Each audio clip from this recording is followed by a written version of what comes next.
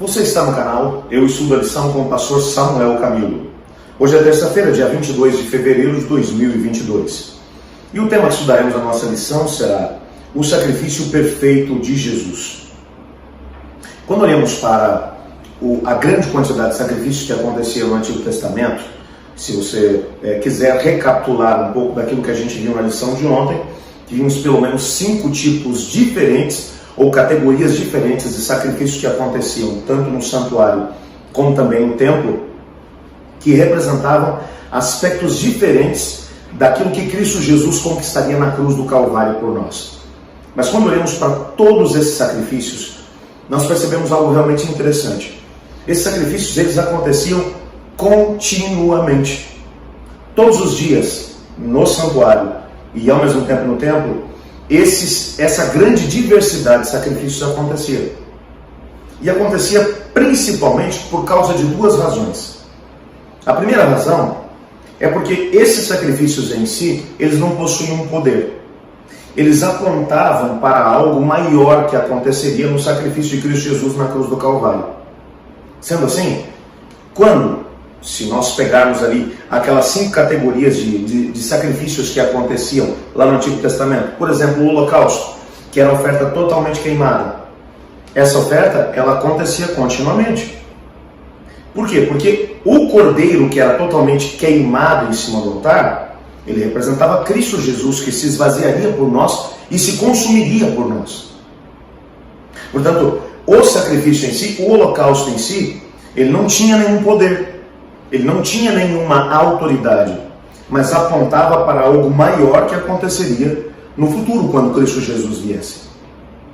Nessa perspectiva, a primeira razão pela qual esses sacrifícios aconteciam de forma contínua, e quem fala do holocausto pode falar também da oferta de cereais, da oferta de sacrifício pacífico, a oferta pelo pecado e de purificação, a oferta pela culpa e de reparação, todas as ofertas. Todas elas, de alguma maneira, elas aconteciam todos os dias ou continuamente, apontando para uma realidade maior. A segunda razão pela qual esses sacrifícios aconteciam continuamente é porque quando Cristo Jesus viesse, então ele, como diz o texto de Hebreus no capítulo 7, versículos 27 e ao mesmo tempo 10, versículo 10, Jesus ele viria para ser sacrifício uma vez por todas. O que Cristo Jesus fez na cruz do Calvário foi suficiente, uma vez só, para, ao mesmo tempo, cumprir tudo aquilo que os sacrifícios que aconteciam no Antigo Testamento prefiguravam. Na cruz tudo encontrou o seu significado. As ofertas, todas elas, encontraram o seu pleno significado na morte de Cristo Jesus na cruz. E ao mesmo tempo, a morte de Cristo foi tão significativa que ela não foi como o sacrifício do Antigo Testamento, que apontavam para uma realidade posterior. Mas ela resolveu o problema do pecado. E ela ofereceu tudo o que precisávamos para podermos ser salvos. Um exemplo disso é que olhamos para a cruz e, por causa do que aconteceu lá, temos acesso direto ao Pai. Por isso podemos entrar diante dele de forma ousada. Quando olhamos para a cruz, percebemos que nossos pecados foram totalmente perdoados. Quando olhamos para a cruz, percebemos que não apenas fomos perdoados, mas que a nossa culpa foi completamente limpa.